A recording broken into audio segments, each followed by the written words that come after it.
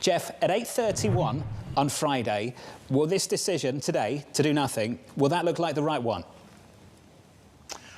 Well, you know, it might look like the right one, but I think the point you're also getting to is that Friday, and we'll see on Friday as well, is going to be much more consequential. But I think the important point about how it's going to be more consequential is what we've heard from everybody so far, what we've heard from the chairman, and in the statement is this is very much setting the table for September. And the bond market had already priced that outcome. And so what you look at into Friday and the payroll is you're setting up the bond market, perhaps broader markets, for a very asymmetric outcome.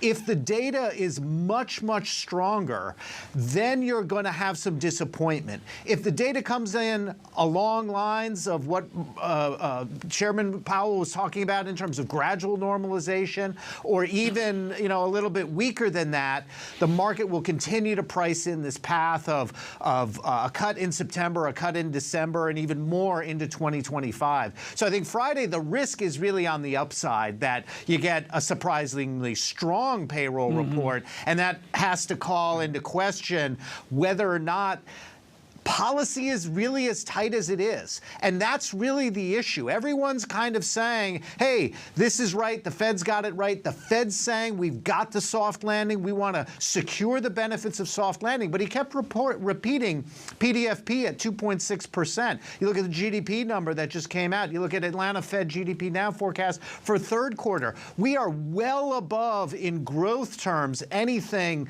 associated with long-term sustainable growth. And so, yes, we've seen some signs of restrictiveness, but how much of that Hold restrictiveness? Up, Jeff, because you're that's going where the asymmetry totally against the grain, totally against the grain. And I think you are. Most of the people coming on this show right now, if they're going against the Federal Reserve, they're saying it's because they think this Fed is too tight, not restrictive enough. You're making the point here, Jeff, that maybe they're not as tight as they think they are. Now, that really goes against the grain, Jeff. Is that the point you're trying to make?